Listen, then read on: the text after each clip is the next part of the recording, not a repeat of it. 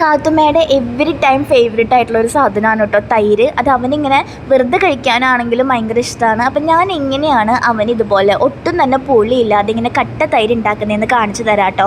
ഒരു പാക്കറ്റ് പാലാണ് എടുത്തിട്ടുള്ളത്. 1-2 പ്രാവശ്യം പൊന്തി വരുന്നത് പോലെ നന്നായിട്ടൊന്ന് തിളപ്പിക്കുക. തിളപ്പിച്ച് കഴിഞ്ഞിട്ട് ഇതേപോലെ നമ്മൾ പാട കെട്ടാതെ ഒന്ന് ഇളക്കി കൊടുക്കുക കേട്ടോ.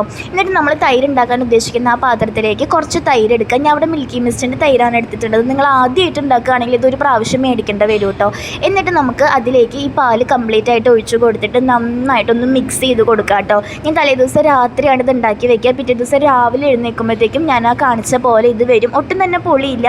ചോറിൻ്റെയോ സ്നാക്സിൻ്റെയോ ഒക്കെ കൂടെ നമുക്ക് കുഞ്ഞുങ്ങൾക്കും നമുക്കും ഒക്കെ കഴിക്കാവുന്നതാണ് കേട്ടോ. കാത്തുമ്മയ്ക്ക് ഇത് വെറുതെ കഴിക്കാനും ഇഷ്ടമാണ്. അതുകൊണ്ട് ഞാനിത് എപ്പോഴും ഉണ്ടാക്കാറുള്ളതാണ്. സോ ഇപ്പോൾ ഭയങ്കര ചൂടും കാര്യങ്ങളൊക്കെ അല്ലേ, കുഞ്ഞുങ്ങളിത് കഴിക്കുകയാണെങ്കിൽ നല്ലതാണ്. അപ്പോൾ നിങ്ങളും നിങ്ങളുടെ ലിറ്റിൽ സ്റ്റാറിന് ഒന്ന് ഉണ്ടാക്കി കൊടുത്ത് നോക്കണം കേട്ടോ. അപ്പോൾ അത്രയേ ഉള്ളൂ.